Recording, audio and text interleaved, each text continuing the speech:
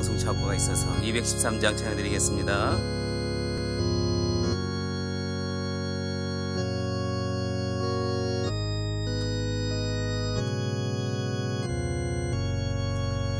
나의 생명 드리니 주여 받아주셔서 세상 사람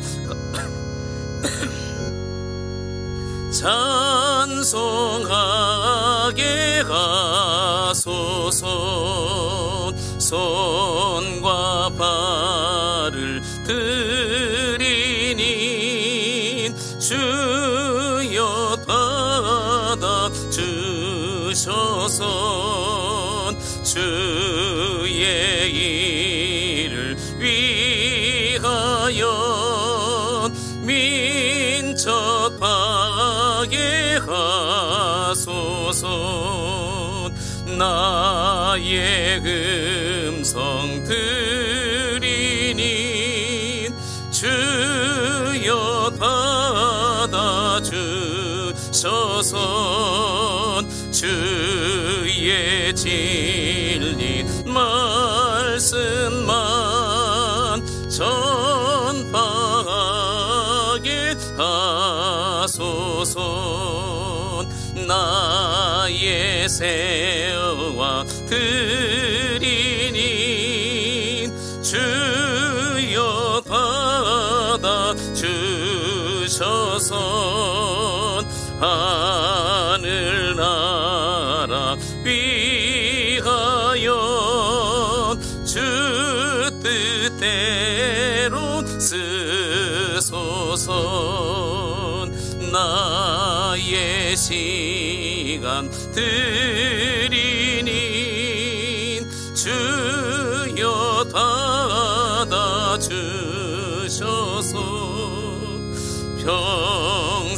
평생토록 주 위에 봉사하게 하소서. 아멘. 302장 찬양드리겠습니다. 302장.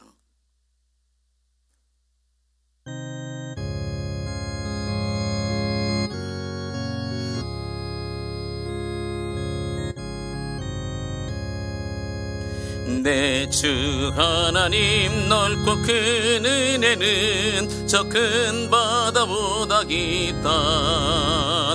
너고 다주를 끌어 깊은 데로 저 한가운데 가보라. 언덕을 떠나서 장파에 대띄운 내 주의 예수 은혜의 바다로 내 맘껏 져가라. 왜 너 인생은 언제나 거기서 저 큰 바다 물결 보고 그 민 모르는 깃든 바닷속을 한번 헤아려 한도나. 언덕을 떠나서 장파에 대띄운 내 주의 예수 은혜의 바다로 내 맘껏 져가라. 많은 사람이 얕은 물가에서 저 큰 바다 가려다가 찰싹거리는 작은 파도 보고 마음이 약하여 못 가네. 언덕을 떠나서 장파에 대띄운 내 주의 예수 은혜의 바다로 내 맘껏 져가라. 자고 가거라 이제 곧 가거라 저 큰 은혜 바다 향해. 자고 내 너를 저 깊은 데로 가라. 망망한 바다로 나선 장파 예배 띄워 내 주 예수 은혜의 바다로 내 맘껏 저가라. 아멘. 한 장만 더 부르고 예배 드리겠습니다. 279장 우리 찬양 드리겠습니다.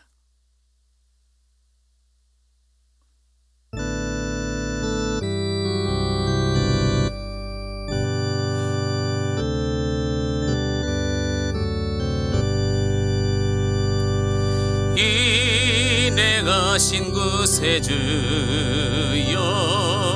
내가 비오니 죄인으로 나가실 때에 날 부르소서. 주여 주여 내가 비오니 죄인으로 나가실 때에 날 부르소서. 자비하신 보좌 앞에 꿇어 엎드려 자복하고 회개하니 믿음 주소서. 주여 주여 내가 비오니 죄인으로 나가실 때에 날 부르소서. 주의 공로 의지하여 주께 가오니 상한 마음을 고치시고 구원하소서. 주여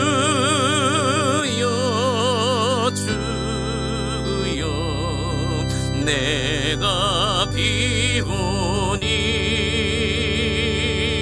죄인으로 나가실 때에 날 부르소서. 만복 근원 예수시여 위로하소서. 우리 주와 같으시니 어디 있을까. 주여 주여 내가 비오니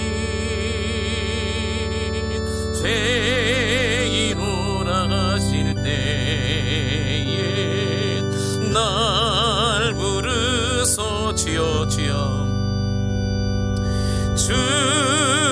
주여 주여 내가 비오니 죄인으로 나가실 때에 날 부르소서. 함께 이 시간에 기도할 때 하나님 예배를 통해서 우리 주님만 기뻐 받으시는 예배 되게 하시고 오늘도 우리의 마음을 드리고 삶을 드리는 참된 예배자 되게 하여 주옵소서. 우리의 죄악들을 하나님 앞에 고백하면서 이 시간에 기도하겠습니다. 살아계신 아버지 하나님, 주의 은혜 가운데 저희들을 인도하시고 오늘 또 예배 자리로 저희들을 불러주시며 감사합니다. 우리 하나님의 살아계심을 이 시간에 묵도하고 하나님 온전히 주의 말씀을 통해서 다시 한번 우리의 마음을 결단하고 나아갈 수 있는 시간이 되기를 소망합니다. 하나님 아버지, 이 시간에 참된 예배자, 하나님께서 기뻐하시는 예배자로 하나님 이 시간에 우리의 삶을 드리기를 소망합니다. 성령 하나님께서 이 시간에 우리의 주인이 되어주시고 주님 이 시간에 이곳에 자정하여 주시고 오늘 예배를 통해서 주님만 홀로 영광 받아 주시옵소서. 연약한 저희들을 사랑하시는 주님, 저희들을 이곳 가운데 인도하심을 감사합니다. 우리가 하나님 앞에 참된 예배자로 우리의 삶을 드리는 하나님 복된 예배가 되게 성령께서 은혜를 베풀어 주옵소서. 감사합니다. 예수님의 이름으로 기도드립니다. 아멘. 하나님 말씀은 우리 신명기 1장 19절부터 마지막 46절까지 말씀 보겠습니다. 제가 봉독해 드리도록 하겠습니다. 19절부터 46절까지 말씀 긴 문장 구절을 제가 읽어드리겠습니다. 우리 하나님 여호와께서 우리에게 명령하신 대로 우리가 호렙산을 떠나 너희가 보았던 크고 두려운 광야를 지나 아모리 족속의 산지길로 가데스 바네아에 이른 때에 내가 너희에게 이르기를 우리 하나님 여호와께서 우리에게 주신 아모리 족속의 산지에 너희가 이르렀나니 너희 하나님 여호와께서 이 땅을 너희 앞에 두셨은즉 너희 조상의 하나님 여호와께서 너희에게 이르신 대로 올라가서 차지하라.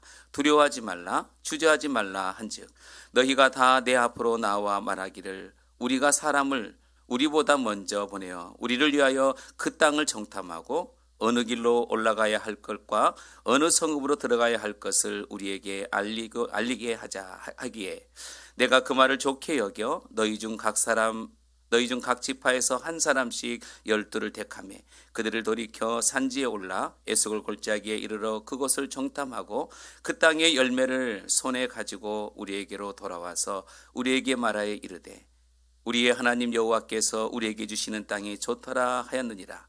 그러나 너희가 올라가기를 원하지 아니하고 너희 하나님 여호와의 명령을 거역하여 장막 중에서 원망하여 이르기를 여호와께서 우리를 미워하심으로 아모리 족속의 손에 넘겨 멸하시려고 우리를 애굽 땅에서 인도하여 내셨도다.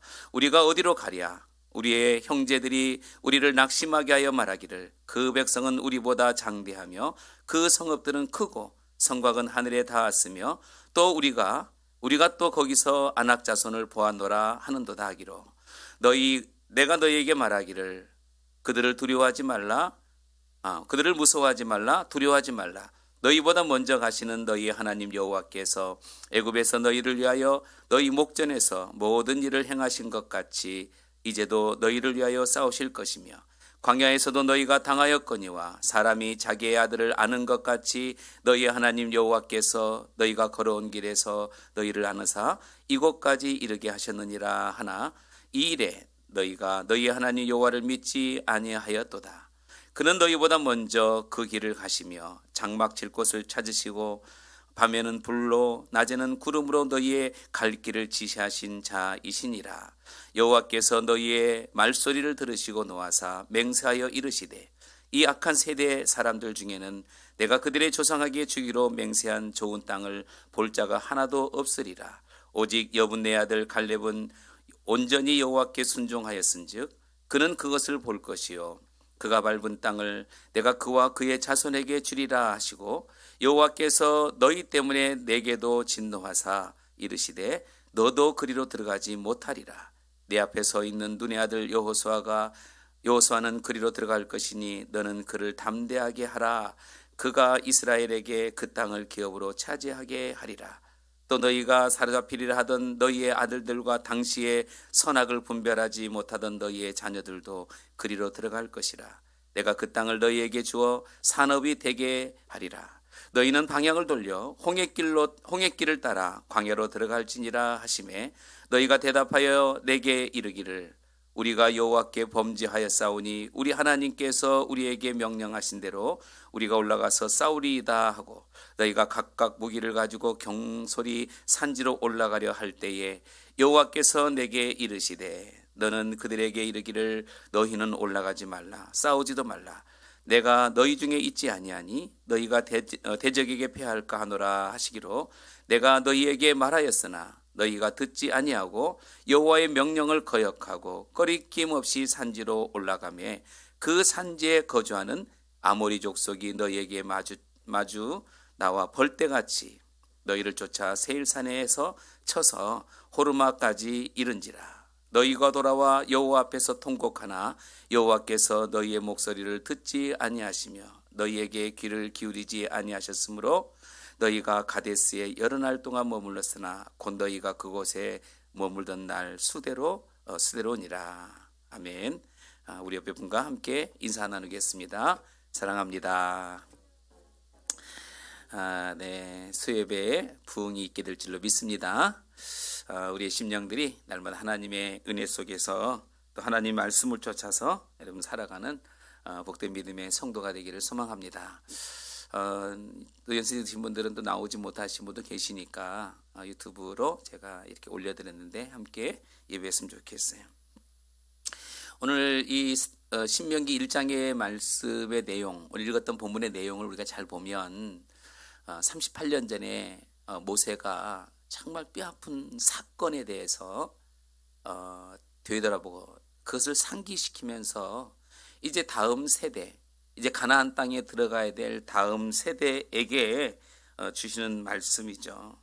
그래서 지금 이 당시에 부모의 세대가 하나님의 말씀에 불순종하고 그런 가운데 하나님께서 어떻게 심판하셨는지를 말씀해 주고 있는 거예요. 하나님은 이스라엘 백성들에게 이렇게 말씀하셨습니다. 가나안 땅을 주시면서 이 땅은 내가 너희에게 주었다. 그러니까 너희는 두려워하지 말고 또 주저하지 말라. 오늘 읽었던 본문의 내용입니다. 그런데 백성들이 이 모세를 통해서 하나님께 주시는 이 말씀 앞에 순종하지 못하고 어떻게 했느냐? 정탐꾼들을 세웠어요.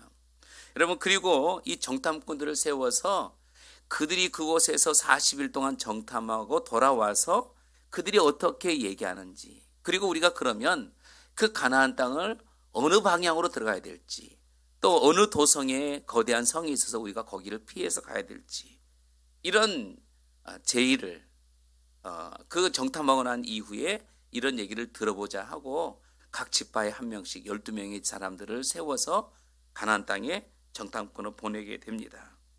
이 정탐을 다녀왔던 12명의 사람들은요, 이렇게 얘기했습니다. 그 땅은 정말 하나님께서 우리에게 주신 젖과 꿀이 흐르는 땅이다. 기억하시죠?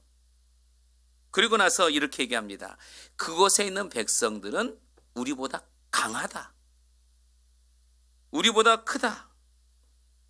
10명의 사람들은 수많은 군중들 앞에서 부정적인 그런 얘기들을 했습니다. 그러나 우리가 잘 알고 있는 2명의 사람들이 있어요. 누굴까요? 긍정적으로 얘기했던 사람들. 여호수아와 갈렙이죠. 여호수아 갈렙은 아니다. 저 땅에는 하나님께서 우리가 주신 땅이기 때문에 우리가 가서 차지하기만 하면 된다. 그런데 대부분의 사람들은요, 이 2명의 사람 얘기를 듣지 않았어요. 다수의 군중 심리에 의해서 그 사람들의 얘기를 듣게 됩니다. 그리고 나서 오늘 본문에 있는 내용이 있는 것처럼 어떻게 냐면 그들이 장막에 들어가서 하나님을 원망하고 이렇게 해요. 우리 다시 애굽으로 돌아가자. 애굽으로 돌아가자. 모세는 백성들에게 설득을 합니다. 그러지 말고 하나님께서 말씀하셨으니까 우리 그곳에 들어가자. 백성들이 성이 났어요. 화가 났습니다. 심지어는 이 모세를 돌로 쳐 죽이기까지 그렇게 마음을 먹어요. 이렇게 원망하고 불평했던 백성들은 결국 하나님께서 진노하십니다. 진노하셔서 결국은 그들은 가나안 땅에 들어가기 못하게 된 거죠. 자, 그런 과정 가운데 백성들이 우리가 잘못했습니다. 하나님, 우리가 잘못했습니다. 우리가 올라가겠습니다. 그때 이미 하나님은 마음을 닫았어요. 나는 그 전쟁에 너희와 함께하지 않아. 올라가지 마. 백성들이 어떻게 했습니까? 올라갔어요. 올라가서 거기서 완전히 패배를 하게 되는 거죠. 왜 하나님께서 올라가지 말라고 얘기했을까요? 왜? 하나님께서 왜 그 땅을 정복하는 것을 멈추게 하셨을까? 따라서 합시다. 기회가 지나갔다. 이건 무슨 얘기일까요? 하나님께서 허락하신 때가 있다는 거예요. 하나님께서 허락하신 때. 오늘 여기 대부분 연세 드신 분이니까 우리가, 여러분 보십시오. 연세 드셨으니까 다 꺼도 돼요. 연세 드셨으니까 우리가 한번 생각할 게 있어요. 그게 바로 뭐냐면, 내가 나이가 이렇게 먹었잖아. 우리는 일할 수가 없어. 근데 젊었을 때 여러분, 우리 이정희 집사님 일 많이 하셨어요? 주의 일 열심히 하셨어요? 권정진 권사님 주일 열심히 하셨어요? 젊었을 때. 질문하고 싶었어요. 이런 질문. 젊었을 때 박춘덕 권사님, 박봉덕 권사님, 젊었을 때 우리가 어떻게 주님의 일을 하셨어요? 하나님께서 우리에게 하시는 말씀이 이 말씀 같아요. 이 시간이라는 것은 하나님이 우리에게 허락하신 때가 있다. 이 때를 놓치면 우리는 하고 싶어도 할 수가 없다. 우리는 하고 싶어도 할 수가 없다 이거예요. 하나님의 나라의 일은요, 우리가 마음 먹어서 내가 이때 해야지 해서 되는 게 아니고 하나님의 때가 있다는 거예요. 하나님이 기회를 주셨잖아요. 가나안 땅에 들어갈 수 있는 기회. 정복하고 다스리라고 했잖아요. 백성들이 거절했어요. 뒤늦게서야 아닙니다. 우리가 가서 정복하겠습니다. 하나님께서 만류하십니다. 아니야. 늦었어.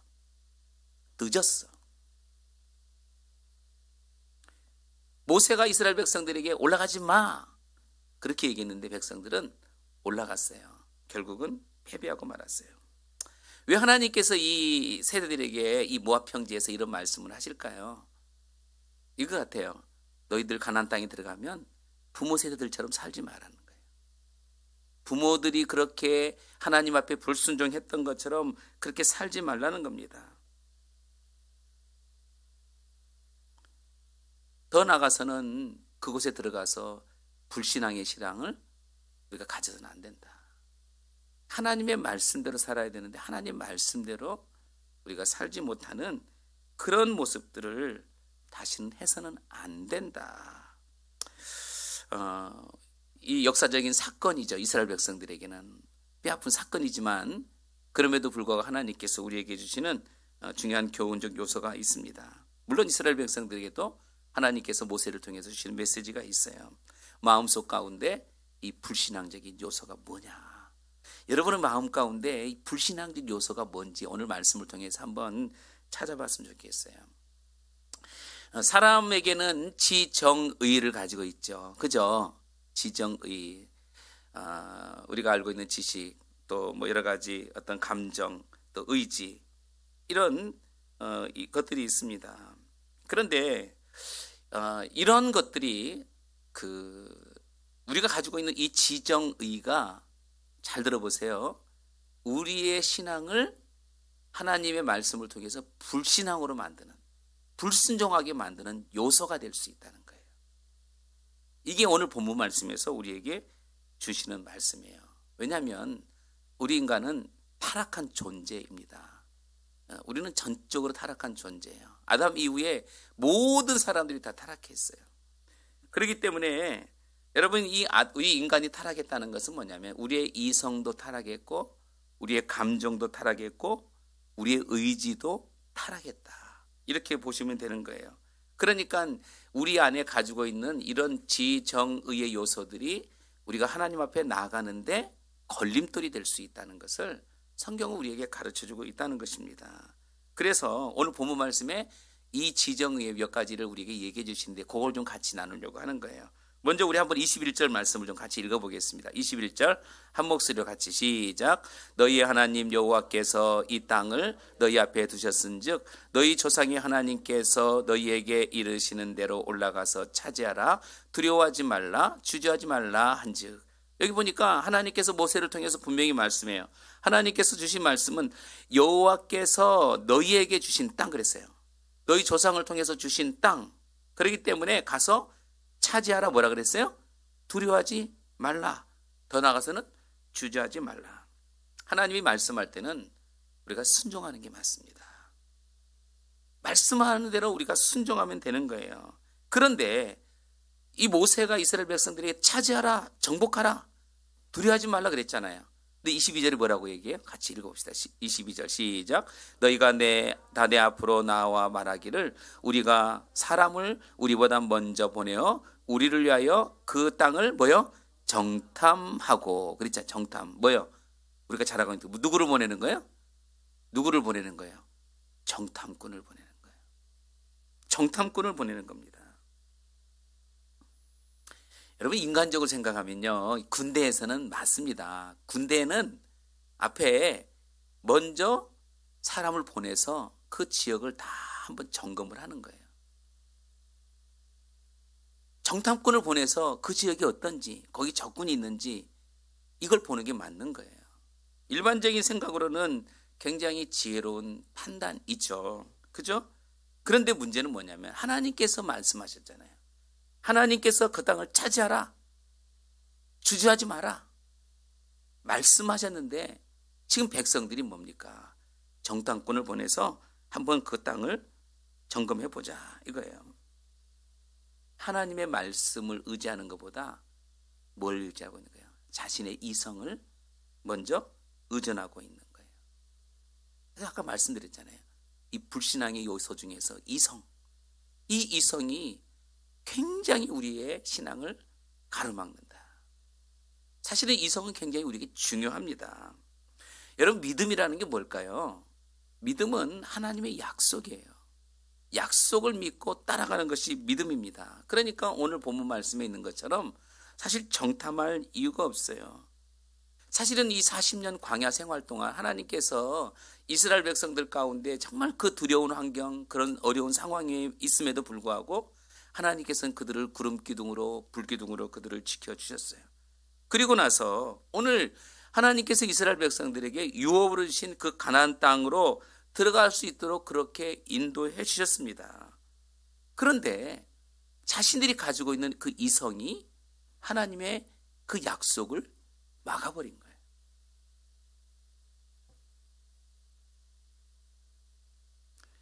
우리의 믿음이 우리가 가지고 있는 이성을 무시하거나 포기하거나 사실 그러지 않습니다.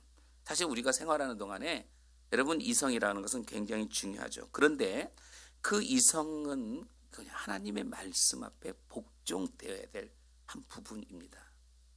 그래야지 우리의 신앙생활이 즐거운 거예요. 그래야지 우리의 신앙생활이 기쁨이 있는 거예요. 우리의 이성이 앞서 있으면 신앙생활에 기쁨이 없어요. 왜? 하나님의 말씀을 들어도 이성이 앞서 있으면 그 말씀이 부딪히게 되어 있습니다. 그렇기 때문에 우리가 이 하나님의 말씀 앞에서 우리가 살아가는 것이 굉장히 중요해요. 여러분 이 이성은 어떤 사건이나 어떤 환경을 통해서 그것이 시작하지만 사실 믿음은 뭐냐면 하나님께로부터 시작된다는 것을 우리가 알아야 돼요. 그렇기 때문에 여러분 이성적인 어떤 판단보다도 더 중요한 것은 하나님의 약속을 믿고 나가는 것.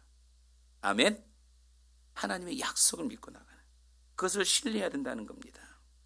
로마서 8장 말씀에 보면 이런 말씀을 가지고 있습니다. 31절 말씀 보겠습니다. 같이 시작. 만일 하나님이 우리를 위하시면 누가 우리를 대적하리요. 하나님께서 우리와 함께 하시는데 누가 우리를 대적할 수 있겠느냐. 내가 나약한 존재이지만 하나님이 우리와 함께 하시기 때문에 여러분 우리는 결코 다른 사람들로부터 휘둘릴 대적들이 없다. 단호한 믿음이 필요하다는 거예요. 우리 안에.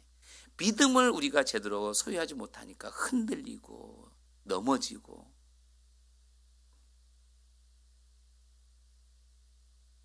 보통 우리가 이성을 가지고 있기 때문에 어떤 생각을 하냐면은 내가 이해되고 그죠? 내가 이해할 수 있는 그 일에만 순종해요. 여러분 순종하고 생각해 보세요. 지금까지 직분 받아가지고 그동안에 신앙생활 했는데 하나님 말씀하시면 내가 어디든 달려가겠습니다. 이런 자세로 살아갑니까? 아니면 그동안에 내가 판단해서 이건 내가 해도 돼. 이거 하면 내가 이익이 돼. 이거 하면 안 돼. 이런 생각을 가지고 그렇게 여러분 살아왔습니까? 그것은 순종이라고 얘기할 수가 없어요. 시편 말씀에 보면 이 말씀을 하고 있습니다. 9장 10절 같이 시작. 여호와여 주의 이름을 아는 자는 주를 의지하오리니. 주님을 아는 자, 하나님을 아는 자가 주님을 의지한다. 앞에서는 하나님을 믿습니다 하면서 뒤로는 다 엉터리처럼 살아가는 그런 어리석은 사람은 오늘 이 이스라엘 백성들의 모습과 똑같은 그런 모습입니다. 누가복음 5장에 보면 예수님께서 베드로에게 나타나셔가지고 이렇게 말씀하십니다. 깊은 데에 가서 그물을 내려서 고기를 잡으라. 이렇게 말씀을 하셨어요. 그때 베드로가 이렇게 얘기했습니다. 내가 밤새도록 그렇게 수고하고 고기를 잡았는데 물고기 한 마리도 못 잡았습니다. 그렇지만 주님께서 말씀하시니 그 말씀에 의지해서 내가 그물을 내리겠습니다. 그죠? 한번 읽어봅시다. 같이 시작. 우리들이 밤이 새도록 수고하였으되 잡은 것이 없지만은 뭐예요? 다시 한번 읽어봅시다. 시작. 말씀에 의지하여 내가 그물을 내리이다. 베드로의 그 신앙의 고백이었어요. 여러분, 이 말씀에 의지한다는 게 뭐예요? 믿음입니다. 믿음. 어려운 말씀 아니죠? 너무 쉽잖아요. 근데 너무 쉽게 우리가 지나치는 말씀 아니에요? 말씀에 의지하여. 이게 믿음이에요. 죄송해요. 베드로는 이렇게 얘기했어요.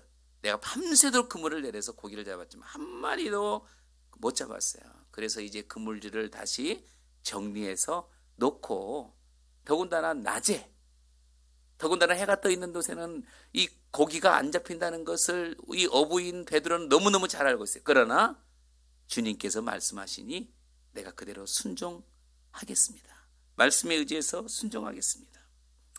이것은 뭐냐면 자기 이성을 포기하는 자세다. 자기의 생각을 포기하는 거예요. 믿음이라는 것은 자기의 생각을 포기하는 거예요. 자기가 의지하고 있는 것을 포기하는 그 자세가 믿음의 자세라는 것, 성경은 우리에게 말씀해 주고 있습니다.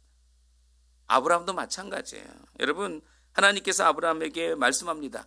내 아비와 네 고향과 친척을 떠나서 가라. 떠나라 그랬어요. 떠나라. 여러분, 떠나는 것이 뭐냐면 믿음이에요. 아브라함은 하나님 말씀을 듣고 그대로 떠났어요. 근데 하나님의 말씀에 우리가 주저하고 여러분 불순종하는 그 이유가 뭐냐? 여러분, 하나님의 말씀 앞에 우리가 주저하고 불순종하는 그 이유가 뭡니까? 우리 안에 여전히 가지고 있는 그 의성, 이 이성을 우리가 너무너무 많이 의존하고 있고 또 그 이성이 우리를 지배하고 있기 때문에 그렇다는 것이죠. 그렇기 때문에 여러분, 이 이성에 의해서 우리가 하나님의 말씀이 무시되고 있다는 그런 일들을 우리가 경험하게 된다면 우리는 어떻게 해야 되냐? 그 현실을 바라보면서 사실은 슬퍼야 되는 거예요. 내가 말씀대로 의지하지 못하고 있구나. 살지 못하고 있구나. 그래서 하나님의 말씀의 권위 앞에 우리가 무릎을 꿇을 줄 아는 그런 믿음의 성도가 되어야 됩니다. 주일날 사도행전 말씀을 계속 나누고 있습니다. 여러분, 사도행전 말씀에 보면 초대교회 성도들이 어떻게 믿음 생활을 했는지를 잘 보여주고 있죠. 초대교회 성도들은 오로지 믿음이었어요.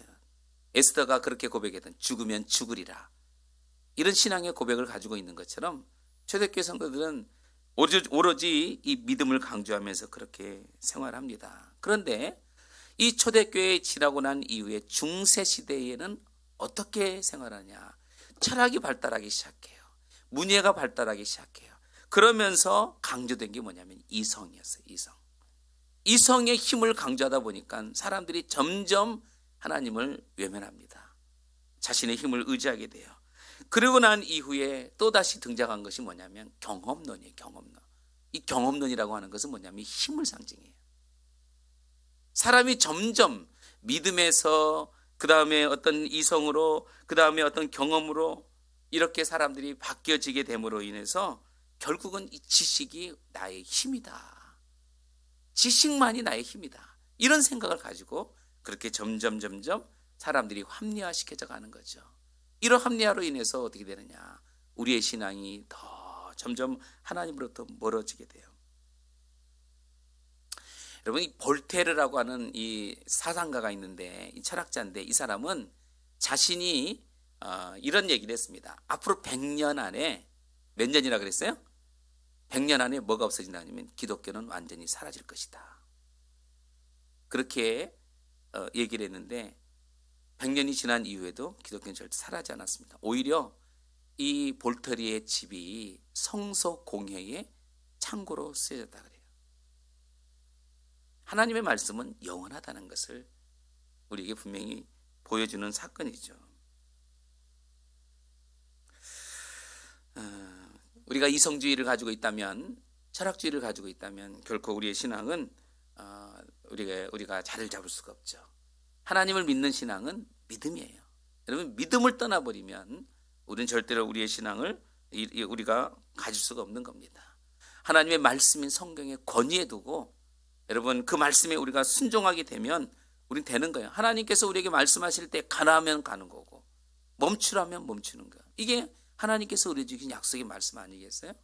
이스라엘 백성들이 왜 불순종하는 거야? 하나님께서 가라, 차지하라 그랬는데 자신 안에 있는 이성을 앞세우다 보니까 결국 그 땅을 차지하지 못된 거예요. 오늘 우리가 여러분 우리 안에 가지고 있는 그 이성을 정말 그 한계를 딛고 하나님의 말씀을 통해서 우리의 삶을 우리가 다스리고 우리가 말씀 앞에 무조건 순종해 나가는 그런 복된 믿음의 성도가 되기를 소망합니다. 자, 그 다음에 이제 28절 말씀 좀 봅시다. 28절 같이 시작. 우리가 어디로 가랴? 우리의 형제들이 우리를 낙심하게 하여 말하기를 그 백성은 우리보다 장대하며 그 성읍들은 크고 성곽은 하늘에 닿았으며 우리가 또 거기서 안악 자손을 보았노라 하는도다. 여기 보니까는 이렇게 얘기합니다. 그 백성은 그랬어요. 이제 가나안 땅에 있는 백성이죠. 우리보다 크다 그랬어요. 장대하며 그 성읍들은 크고 성곽은 하늘을 단다. 거기서 안악 자손을 우리가 이 안악 자손의 키가 뭐 엄청 크다는 거예요. 뭐 여기 보니까 뭐 2m 키가 큰 그런 사람들. 그러면서 이 민수기서 말씀해 보면 이스라엘 백성들이 자신들을 어떻게 표현하고 있어요? 어떤 동물로 비유하고 있어요? 동물, 이만한 동물. 뭐요? 메뚜기. 우리는 메뚜기에 불과해. 여러분들 메뚜기예요? 한번 물어봅시다. 메뚜기 맞습니까? 아니잖아요. 그런데 그런 그 이스라엘 백성들이 10명의 이 정탐꾼의 소식을 듣고 나서 하나님 앞에 원망을 하면서 뭐라고 얘기하냐면 이렇게 얘기해요. 27절 보세요. 장막 중에 시작. 장막 중에서 원망하여 이르기를 여호와께서 우리를 미워하시면 누가 미워한다고요? 하나님이 우리를 미워한다는 거예요. 이 광야에서 아모리 족속의 손에 넘겨 멸하시려고 우리를 애굽에서 인도해냈다. 야, 어떻게 이런 얘기를 할 수가 있을까요? 더군다나 이거 장막에서 원망했다는 것은요, 통곡했다는 거예요. 울면서 통곡했다는 거예요. 우리를 죽이려고 여기까지 인도하셨다. 자, 따라서 합시다. 감정의 지배를 받는 자. 감정의 지배를 받는 사람은 여러분 불안과 공포에 떨 수밖에 없는 거예요. 이성의 지배를 받으니까 하나님 말씀에 불순종하고 감정의 지배를 받으니까 스스로 자신을 다스리지 못합니다. 이게 뭡니까? 주변의 상황들을 보고 설득을 당해버리는 거예요. 우리나라의 군중심리가 얼마나 대단한지 여러분 아세요? 사람들이 목소리가 그런가 하면은 그래? 이렇게. 그죠? 우리나라의 군중심리가 그래요.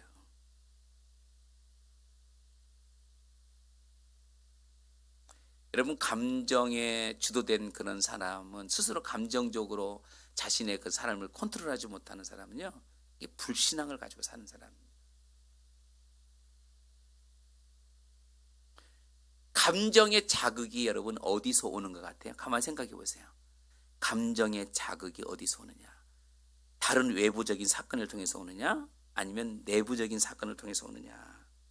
대부분의 많은 사람들이 외적인 환경을 통해서 온다고 그렇게 생각하지만 사실 그렇지 않습니다. 누군가 나를 건드려서 내가 그렇게 감정이 터트려졌다 그렇게 생각하는데 절대 그렇지 않아요. 지금 여기 백성들이 지금 장막 안에서 지금 하나님을 원망하는 이 감정이 마치 정탐꾼들이 그 보고를 듣고 나서 그런 감정이 이렇게 일어났다 생각하는데 절대 그렇지 않습니다. 여러분 히브리서 말씀에 보면 이런 말씀이 있어요. 한번 볼게요. 3장 19절 말씀 같이 시작. 이로 보건대 그들이 믿지 아니함으로 능히 들어가지 못한 것이라. 믿지 않았다는 거예요. 외부적인 것들에 의한 그런 것이 아니라 그렇지 않았다는 것이에요. 만약에 정탐꾼들이 야, 저기는 장대하고 안악자손들이 커서 우리가 못 들어갈 것 같아 라고 그렇게 보고를 했다면 백성들은 무슨 소리냐, 하나님이 우리에게 주신 땅이야, 하나님께서 우리에게 차지하라 그랬어, 들어가면 되는 거야, 이렇게 얘기했다면 되는 거예요. 그런데 그들은 스스로 자신의 감정을 어떻게 했어요? 다스리지 못한 거예요. 이게 바로 뭡니까? 우리 이미 내부가 부패했다는 겁니다. 우리의 마음이 이미 부패했다는 것이에요. 그래서 모세가 얘기하는 거예요. 모세가 야, 절대로 두려워하지 마라, 하나님께서 주신 땅이니까 그 땅을 우리가 차지하게 되는 거야.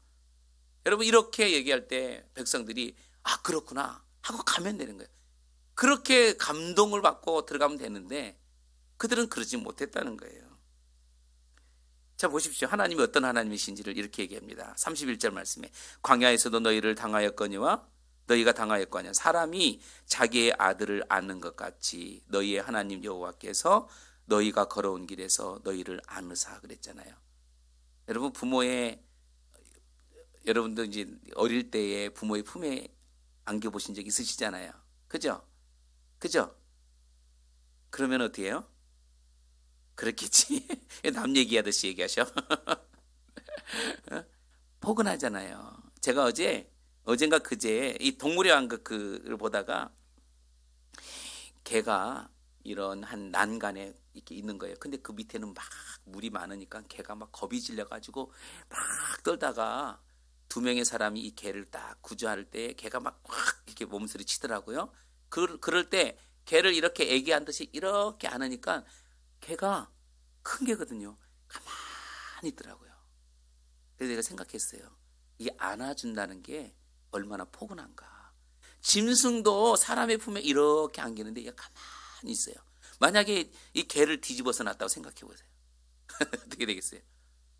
개를 뒤집어서 이렇게 들었다고 생각해 보세요. 그러면 아마 개가 자기 죽는 줄 알고 막 이렇게 했을 거예요. 그런데 개를 아기 업듯이 이렇게 안아서 내려오니까 그대로 안겨 있는 거예요. 그래, 개뿐이 아니에요. 다른 이런 짐승들도 그렇게 있더라고요, 보니까. 하나님께서 우리를 마치 부모가 자식을 안아주는 것처럼 40년 동안 하나님께서 이스라엘 백성들을 그렇게 이끌어 주셨다는, 광야에서.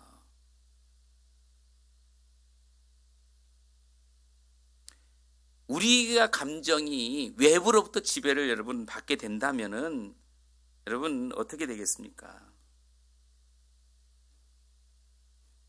모세가 말하는 거에 대해서 맞다, 들어가자, 이렇게 되는 거거든요. 그런데 그 감정의 지배가 외부가 아닌 내부였어요. 우리 마음 가운데 죄성을 가지고 있기 때문에 그것을 통해 판단하는 거죠. 그러니까 어떻게 돼요? 우리는 못 들어간다. 우리는 거기 들어가면 죽는다. 광야에서 우리를 죽이러 하나님이 우리 여기까지 우리를 인도하셨나 보다 하면서 원망하는 거예요, 하나님을. 그러니까 여러분, 이 감정은 다른 사람에 의해서 내 감정이 좌지우지되는 게 아니고 내 스스로가 내가 다스리질 못하기 때문에 우리가 그렇게 살아가는 것입니다. 물론 우리 안에는 감정이 필요해요. 신앙생활도 감정이 필요하죠. 만약에 그게 없다면 우리가 때로는 교리적으로 빠질 수 있어요. 하나님 말씀, 교리, 그죠? 아니면 뭐 또 어떤 감정이 없게 되면 우리의 신앙생활이라 하는 것이 그냥 뭐 교회만 왔다 갔다 하는 아무런 감정 없이 그렇게 다닐 수가 있겠죠. 그건 잘못된 거죠. 그러나 중요한 것은 뭐냐면 이 감정 역시 우리 신앙으로부터 지배를 받아야 된다. 하나님으로부터 지배를 받아야지만이 우리의 신앙생활이 우리가 그렇게 잘할 수 있다, 이렇게 얘기할 수가 있습니다. 그래서 성경은 우리에게 이렇게 말씀하고 있어요. 요한복음 11장 40절 말씀에 보면은 이런 말씀을 합니다. 내 말이 내가 믿으면 하나님의 영광을 보리라 그랬어요.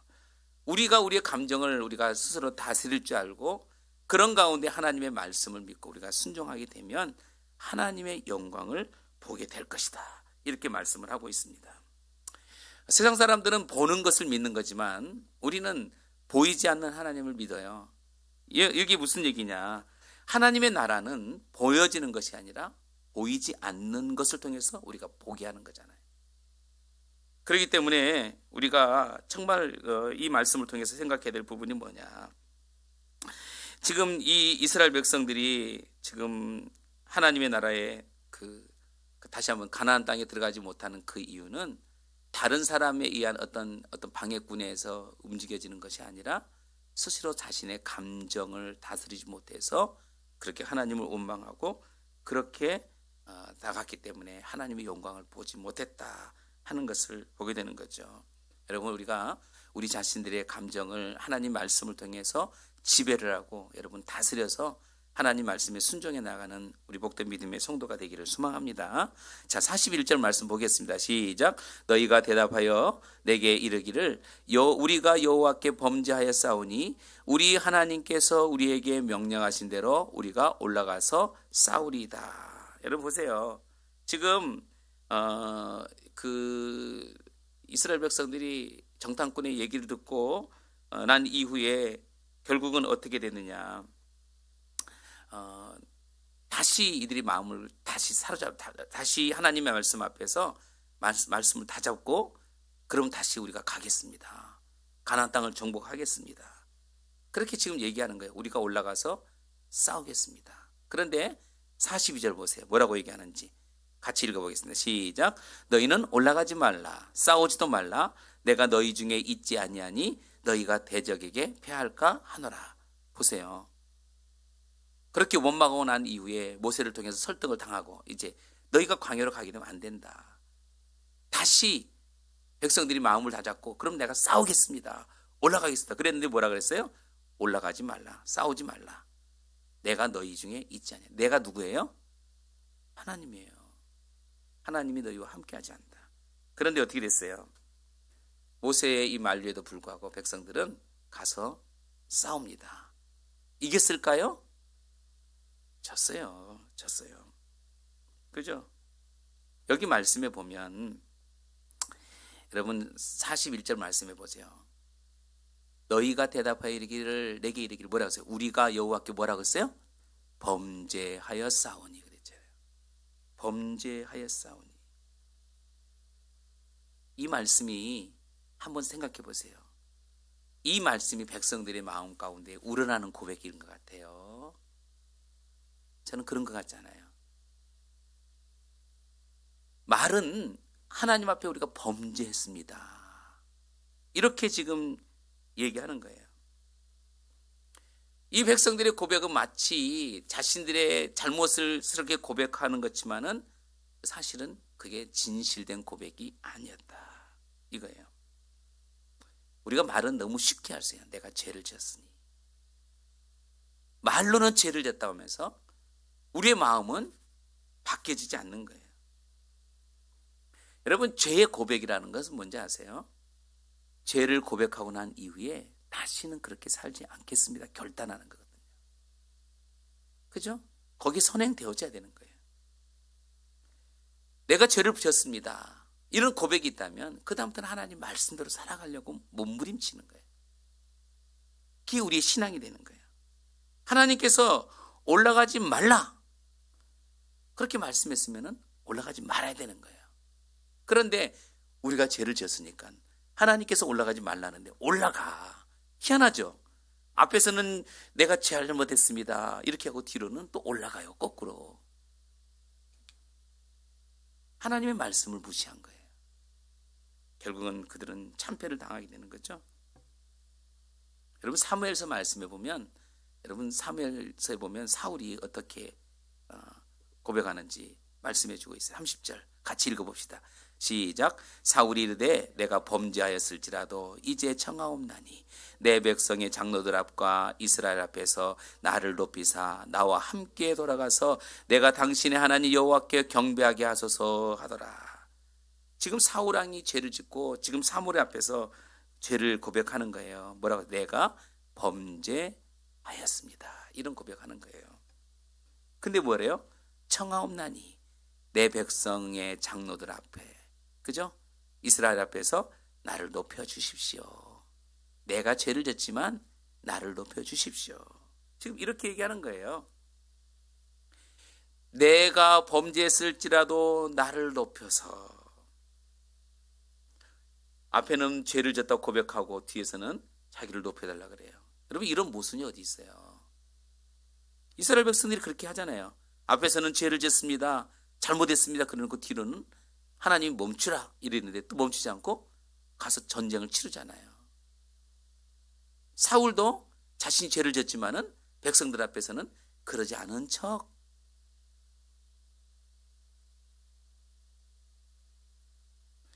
우리가 죄에 대한 이 고백이라고 하는 거, 죄에 대해서 항상 이런 모습을 가지고 있다는 거예요. 앞으로는 죄에 대해서 고백하지만 뒤로는 아무런 변화가 없어. 신앙생활이 이게 옳은 신앙생활일까? 저도 부끄러워요, 사실은.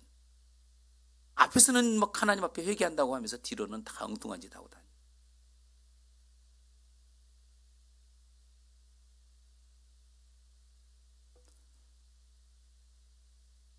자기를 그렇게 의지하면서 그렇게 하나님 앞에 그렇게 회개하는 것은, 여러분, 그것은 아무런 의미가 없습니다.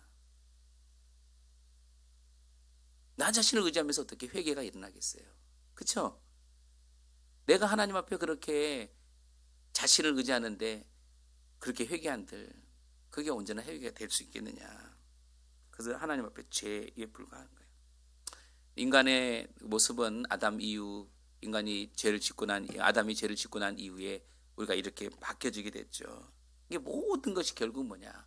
우리 인간 중심, 사람 중심으로 되어 있어요. 그러다 보니까 스스로가 자신이 판단하고 자신이 선택하고 그렇게 자기 중심으로 살아가는 그런 모습을 갖게 된 거죠. 여러분, 그런데 오늘 우리가 한 가지 중요한 것이 있습니다.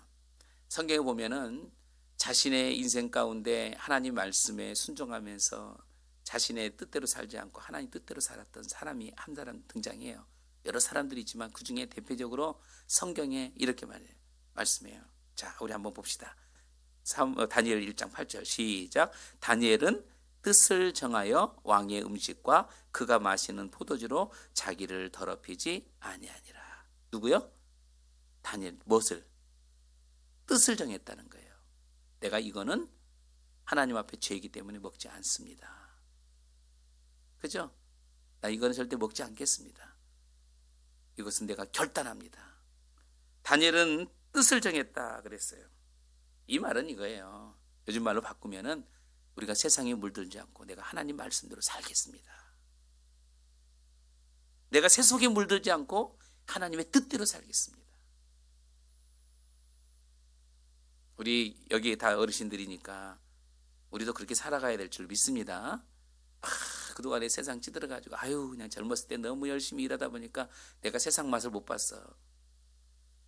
좋아하고 막 이렇게 세상 막 다니지 말고 우리가 뜻을 정해서 하나님의 말씀대로 그렇게 살기로 결단하고 살아가는 것, 바로 그것이 하나님을 의지하는 그런 삶의 모습이에요. 내가 뭔가 하나를 선택하면 뭔가 하나를 포기할 수 있는 그런 결단이 반드시 필요하죠. 예수님도 이 땅에 오실 때 자신의 뜻을 이루려고 하는 것이 아니라 아버지의 뜻을 이루기 위해 오셨다고 성경은 이렇게 말씀해요. 요한복음 5장 38절 말씀 보니까 그 말씀이 너희 속에 거하지 아니하는 이는 그가 보내신 이를 믿지 아니함이라 그랬죠. 그러니까 이 말씀은 결국은 하나님의 뜻을 예수님도 이루기 원하고 오셨다는 거예요. 그래서 뭐라고 하냐면 예수님께서 이르시되 나의 양식을 나를 보내신 이의 뜻을 행하며, 그렇죠? 그의 일을 온전히 이루는 이것이니라. 예수님만 그렇게 사는 것이 아니라 이 땅에 우리가 주님의 뜻을 이루면서 그렇게 믿은 대로 살아가는 것, 이거예요. 그래서 예수님은 뭐라고 얘기해요? 정말 인간적인 그런 마음을 가지고 있을 때 할 수만 있으면 십자가에서 이런 말이에요. 이 잔을 내게서 옮겨 주십시오. 왜? 인성의 모습을 가지고 있었기 때문에. 이성을 가지고 있는 거예요. 그런데 그 다음에 뭐라고 얘기하는 거예요? 그러나 나의 원대로 마옵시고 누구의 뜻대로? 아버지의 뜻대로 되기를 원하나이다. 이런 고백을 하시잖아요. 우리 인간이 이성을 가지고 있기 때문에 내 뜻이 되기를 원해. 다. 그러나 주님의 뜻이라면 주님의 뜻대로 되기를 원합니다 이거예요. 그게 믿음의 사람이고 그게 하나님이 기뻐하시는 삶이다. 오늘 말씀의 결론이에요. 여러분, 하나님께서 우리를 이 땅에 보내신 분명한 목적이 있죠. 창조 목적이 있습니다. 우리가 가지고 있는 지, 정, 의, 이 모든 것들은 우리의 삶에 너무너무 중요해요. 그러나 이 모든 것들이 우리가 하나님의 말씀 앞에 앞서서는 안 된다. 하나님의 말씀이 우리의 지정의를 지배할 수 있도록 우리 자신을 낮추고 우리가 날마다 말씀 앞에 순종하고 겸손하게 그렇게 살아가는 삶, 이것이 하나님이 기뻐하시는 삶이라는 것 여러분 꼭 기억하고 믿음대로 순종하는 우리 여러분 되기를 소망합니다. 아멘. 기도하겠습니다. 하나님, 주의 은혜 가운데 저희들을 인도하심에 감사합니다. 오늘 하나님의 말씀을 우리가 생각해 봅니다. 하나님께서 우리에게 두려워하지 말라, 주저하지 말라, 낙심하지 말라. 하나님께서 우리와 함께 하시겠다고 말씀하시는데 아버지 하나님, 우리가 우리의 이성, 우리의 하나님 여러 가지 모습을 가지고 하나님 아버지 말씀 앞에 우리가 먼저 앞서가는 어리석은 자가 되지 않게 하시고 하나님 아버지 지정의 우리를 다스리고 있는 이 모든 것들을 하나님의 말씀의 권위 아래 두어서 하나님 우리를 하나님 말씀으로 지배받고 또 우리가 말씀을 통해서 우리의 심령이 새로워지는 그런 놀라운 역사가 우리 안에 일어나도록 역사하여 주옵소서. 예수님의 이름으로 기도드립니다. 아멘. 312장 찬양 드리도록 하겠습니다.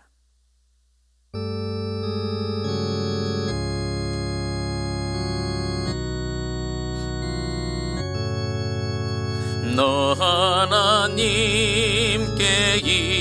이끌리연 일평생 주만 바라면 너 어려울 때 힘주시고 언제나 지켜주시린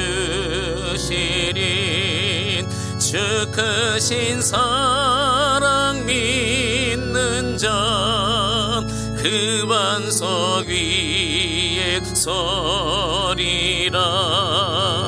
너 설레는 맘 가다듬고 희망 중 기다리면서 그 은혜로신 주의 뜻과 사랑에 만족하여라. 우리를 불러주신 주 마음에 소원하신다. 주 찬양하고 기도하면 내 본분 힘써다라. 주 약속하신 모든 은혜 내게서 이루어지리라. 참되고 의지하는 자 주께서 기억하시리.